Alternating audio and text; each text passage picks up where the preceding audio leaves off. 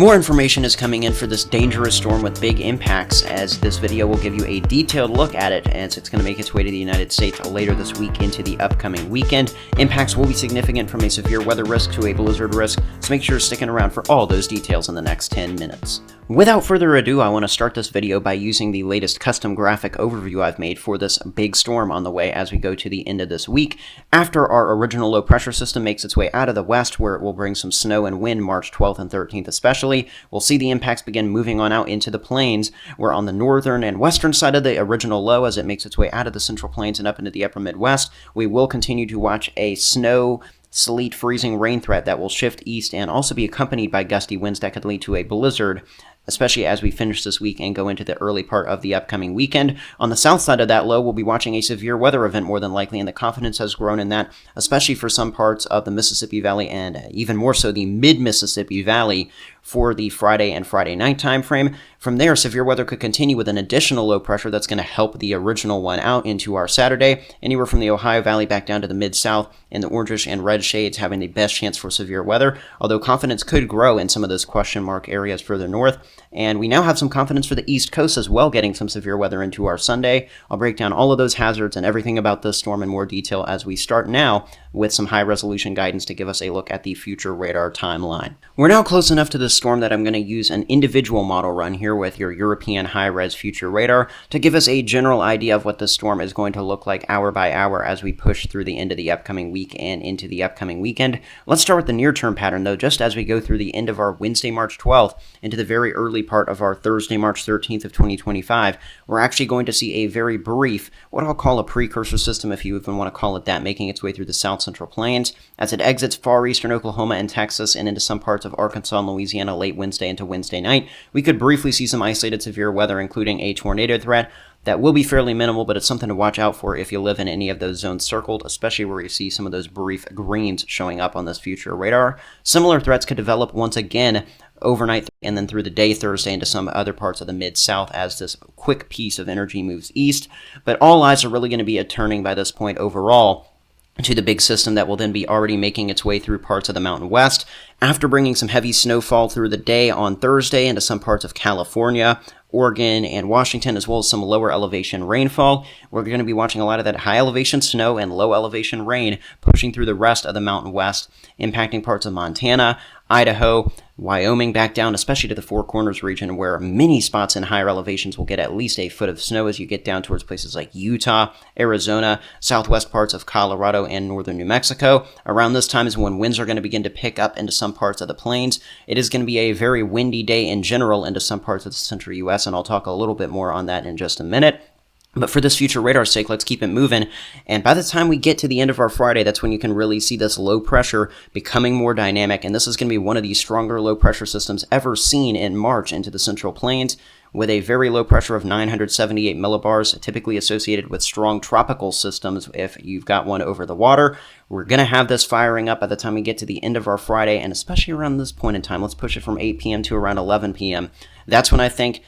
late afternoon through the evening and even into the night is when we're going to begin to watch our severe weather event developing on the east side of this low pressure, especially with the Mississippi Valley being the main corridor for risks. Anywhere from Minnesota and Wisconsin all the way back down as we go through the nighttime towards the lower Mississippi Valley could have some threats from damaging winds to hail, with even an elevated tornado threat that could be most elevated somewhere around the mid-Mississippi Valley. All of those hazards looking likely, already looking like a strong low around then, and it continues to be strong even as we go overnight Friday night and into our Saturday morning. We'll have to see how much of this activity left over from Friday night that continues into Saturday and it points east from the Ohio Valley back down to the mid-south could continue to be severe, but we're definitely going to be watching training showers and storms that could lead to a flooding and at least isolated severe weather threat even into Saturday morning in all of these circled zones. On the flip side, on the backside of the low pressure, that's when we're likely going to begin to see this crank up with some winter weather and snowfall, possibly previously moving through parts of South Dakota and western Nebraska around this time, now starting to move through the rest of South Dakota and North Dakota, pushing over into Minnesota with a sleet freezing rain mix turning over to snow as the colder side of this low pressure likely wraps around through the day. Is it going to end up looking exactly like this around Saturday at 11 a.m.? Not necessarily, but this gives a general idea of what impacts you can expect at what time. And we're going to get a secondary area of low pressure that forms up to help the old one by the time we get into our Saturday afternoon and evening.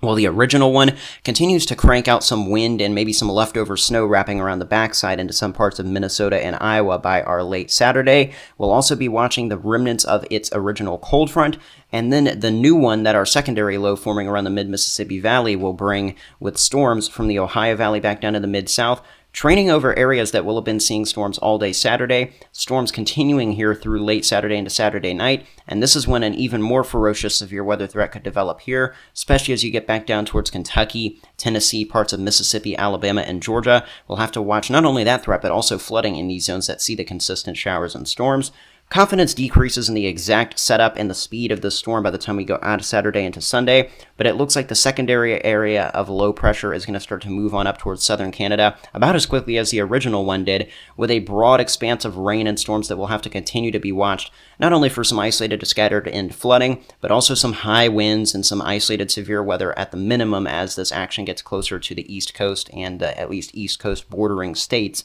after pushing through the Appalachians Saturday night and into our Sunday. By the end of the day, Sunday into Monday, there's a little bit of questions as to how fast the cold front associated with that second low is going to eventually push offshore of the east coast of the U.S. This European model guidance indicating it could still be raining in some parts of the mid-Atlantic and southeast U.S., possibly even with some stronger storms into Monday morning. That's a threat we'll have to watch. Plenty of time to keep an eye on that. But all models show everything being offshore at the very latest by Monday night. With that future radar timing in the past, I do want to spend a little bit of time focusing on some of the more specific impacts the storm system will have to offer, starting here with severe weather, especially as I'm going to show you some graphics here, starting with this one for the first 48 hours of the storm from Friday night, and then at least through Saturday and Saturday night. What this graphic indicates is in the dark green areas where I'd at least be giving you a level 2 of 7 on my ONW severe scale for severe weather. The yellow is level 3 of 7. Orange is already where I'm having a pretty good confidence in a level 4 of 7. More significant, of course, as you go from level 2 to level 3 to level 4. Other zones could also get severe weather, but these are the highest chance areas at this time. And for now, a severe weather threat looks most likely for Friday and Friday night over parts of the Mississippi Valley. Multiple lines of storms and possibly even some supercells that could bring additional tornado threats are going to be expected, with that highest threat in the orange shaded areas near Missouri and Illinois. That does include St. Louis, Missouri. Storms could continue to be severe overnight into some zones further east, so this includes the early part of our Saturday morning as you go over towards Ohio, other parts of Kentucky, Tennessee, as well as the mid-south.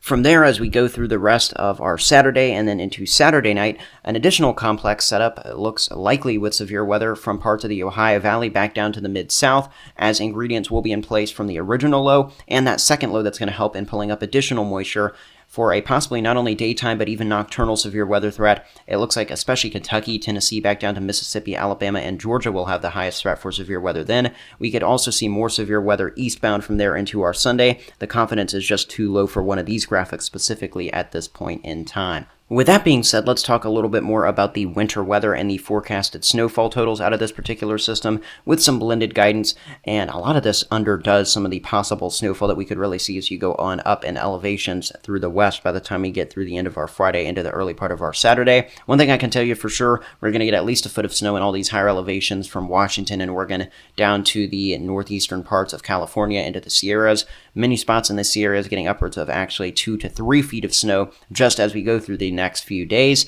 From there, we see a lot of the snow moving through the mountain west, where parts of Nevada, up into Idaho, southwest Montana, parts of Wyoming, Utah, Colorado, northern Arizona, northern New Mexico, all of the blues indicating at least 3 to 6 inches from any of these zones. And keep in mind, we're going to see very heavy snowfall rates as you go on up in elevation, and while this graphic doesn't do a good job of giving it justice, I think we could definitely see plenty of spots getting a foot plus on up into those highest peaks. From there, of course, we'll see that possible blizzard with any of the snow we see, even if it doesn't add up to too much over parts of the north central plains. Best chance for accumulation looking like it will be with at least an inch or two into some parts of eastern, south, and North Dakota, northeast Nebraska, and then over into western Minnesota and Iowa. Some spots could get closer to 4 to 6 inches, and those numbers could go up a little bit more in these zones, as well as into other parts of the Midwest, so stay tuned for more updates on that as we get closer to the storm.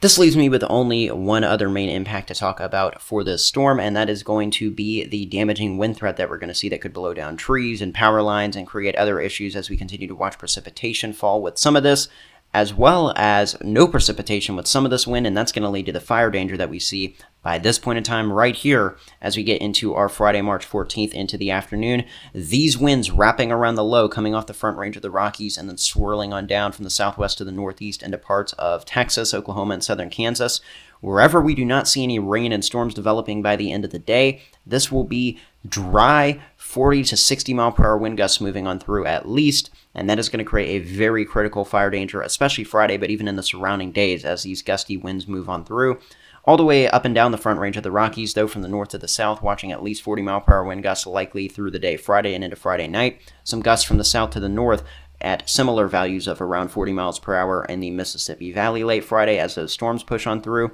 We'll probably continue to see a breezy day Saturday, especially around the original low as it pivots up into the upper Midwest. On the wraparound side, blizzard conditions possible wherever we see winter weather with 40 mile per hour wind gusts from the northwest to the southeast. On the flip side, south to north flow from the mid-south up to the Ohio Valley on Saturday could easily be bringing a lot of the zones in the greens, yellows, and oranges up to 30 to 50 mile per hour gusts. Again, this will be enough to at least cause isolated power outages as well as some tree limbs coming on down to cause those. By Sunday, that could be where we continue to watch gusty winds getting closer to the mid-Atlantic and the northeast with at least 30 to 40 mile per hour gusts there. This could uptrend, so stay tuned for updates on that. It does look like by Monday, though, other than some breeziness close to the east coast immediately, we will be seeing things really clearing out in terms of the gusty winds as well. That being said, that is all I have to talk about in this video. I'll talk a little bit more about the intense temperature setup and gradient that's going to lead to this storm system, as well as more details that I'll be having on the storm system itself as we go into our Wednesday with a likely live stream that I'm planning to do sometime late into the evening around maybe 9 or 9:30 Eastern Time, 8 or 8:30 Central Time. Stay tuned for that update, as well as more updates to come by hitting the subscribe button down below, and I'll catch you right here next time at One Nation Weather.